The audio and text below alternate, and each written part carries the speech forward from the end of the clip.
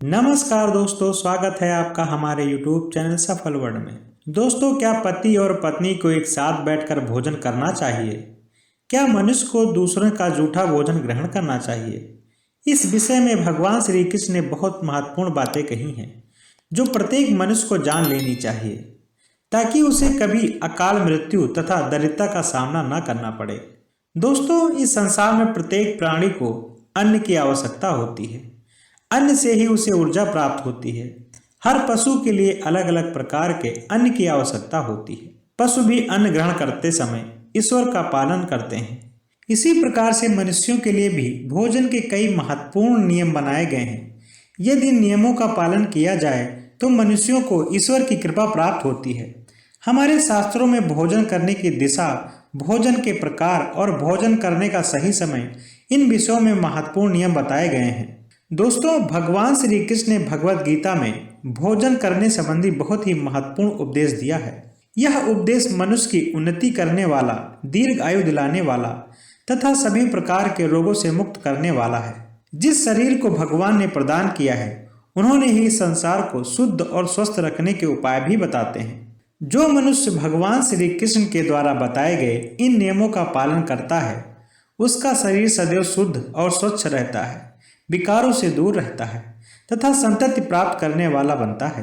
भगवान श्री कृष्ण ने भगवत गीता के माध्यम से मनुष्यों को भोजन के प्रकार बताए हैं। किस प्रकार के भोजन से मनुष्य की प्रवृत्ति क्रोधी, क्रूर और राजसी बनती है और किस प्रकार का भोजन करने से मनुष्य सदाचारी, विनम्र और दूसरे के मन पर विजय प्राप्त करने वाला बन जाता है।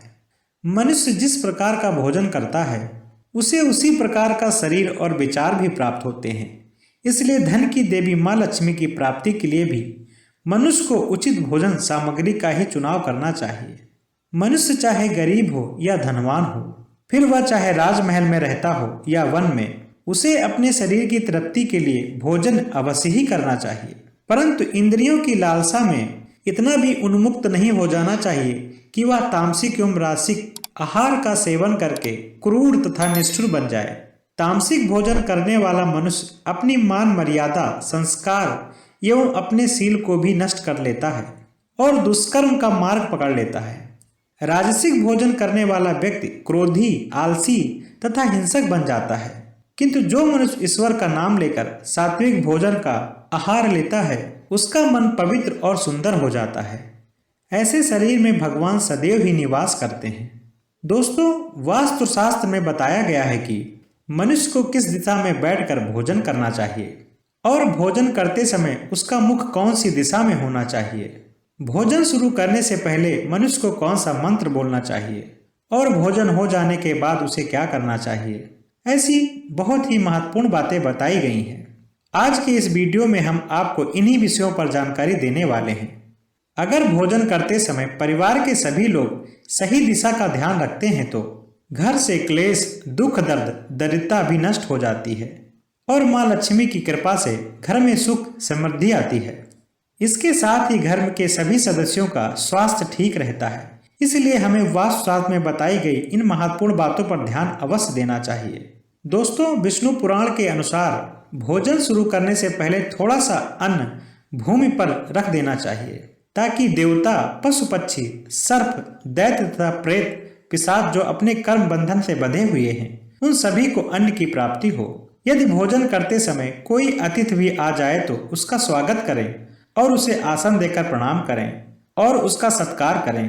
फिर उसे श्रद्धा पूर्वक भोजन कराकर विदा करें, क्योंकि जिसके घर से अतिथि निराश होकर जाता है, उसे वह अपने पाप देकर उसके शुभ कर्मों को ले जाता है। श्री कृष्ण कहते हैं, मनुष्य को पिता के घर में रहने वाली स्त्री, विवाहित कन्या, दुखिया और गर्भ धारण की हुई स्त्री तथा वृद्ध को भोजन करने के बाद ही भोजन करना चाहिए। इन सभी को भोजन कराए बिना जो स्वयं भोजन ग्रहण करता है, उसका भोजन पाप में बन जाता है।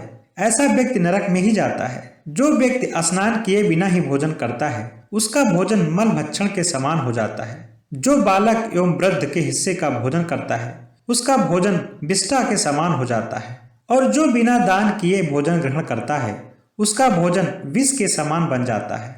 मनुष्य को कभी भी दुराचारी व्यक्ति द्वारा दिया गया अथवा दूसरे द्वारा अपमानित करके दिया गया भोजन कभी ग्रहण नहीं करना चाहिए। मनुष्य को चाहिए कि परोसे हुए भोजन का अग्र भाग अग्नि को देकर ही भोजन करना चाहिए। भोजन एकाग्रचित होकर करना चाहिए। प्रथम मीठा, फिर लवण और खट्टा और अंत में कटु और तीखे पदार्थों का ही सेवन करें। प्रथम 5 निवाले मौन होकर ग्रहण करना चाहिए। ऐसा करने से व्यक्ति के सभी पाप कर्म तुरंत नष्ट हो जाते हैं और भगवान की कृपा से उसे जीवन भर कभी अन्न की कमी महसूस नहीं होगी। दोस्तों, वास्तु के अनुसार पूर्व दिशा में बैठकर भोजन करने से व्यक्ति रोगों से और मानसिक तनाव से मुक्त हो जाता है। बीमार बुजुर्गों को पूर्व की ओर मुख करके भोजन अवश्य करवाना चाहिए। इससे उनके स्वास्थ्य में सुधार होता है, क्योंकि पूर्व की दिशा उगते हुए सूर्य की दिशा है और सूर्य देव बल, आरोग्य तथा दीर्घ आयु प्रदान करते हैं। अगर कोई व्यक्ति व्यवसाय में तरक्की चाहता है अथवा नौकरी की तलाश में है तो उत्तर दिशा की ओर मुंह करके भोजन करें। उत्तर दिशा मां सरस्वती की दिशा है। इससे उस व्यक्ति के कार्यों में सफलता प्राप्त होती है।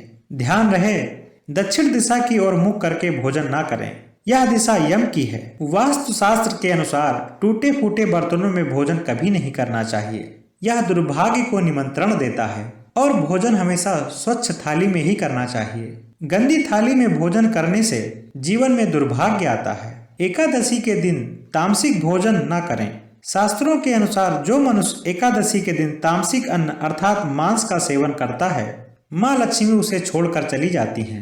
भोजन का अपव्यय करना शास्त्रों में अनर्थ माना गया है। इसलिए थाली में उतना ही भोजन लें जितना कि आवश्यक हो। अगर कोई व्यक्ति साथ में भोजन कर रहा हो तो उसका भोजन समाप्त होने तक उठकर नहीं जाना चाहिए। इससे पितृदेव नाराज हो जाते हैं। भोजन के बाद थाली में हाथ धोना अनुचित माना गया है। थाली में हाथ धोने से अन्न का अपमान होता है। दोस्तों, भोजन के बाद थाली में हाथ धोने वाले लोग नीच योनि में जन्म लेते हैं। सबसे महत्वपूर्ण बात ध्यान रहे कि व्यक्ति को कभी भी बिस्तर पर बैठकर कतई भोजन नहीं करना चाहिए। ऐसा करने से व्यक्ति कई प्रकार के रोगों से ग्रसित हो सकता है। भोजन केवल जमीन पर आसन बिछाकर उस पर बैठकर ही करना चाहिए। भोजन करते समय दिशाओं का ध्यान रखना बहुत ही आवश्यक होता है। यदि गलत दिशा में बैठकर अथवा गलत दिशा में मुख करके भोजन करने से व्यक्ति को उसके अनिष्ट कारक परिणाम प्राप्त होते हैं। भगवान श्री कृष्ण कहते हैं कि जिस भोजन के ऊपर से कोई पैर रखकर चला गया हो अथवा कोई व्यक्ति भोजन को लांघ कर गया हो तो ऐसे भोजन को कभी नहीं खाना चाहिए।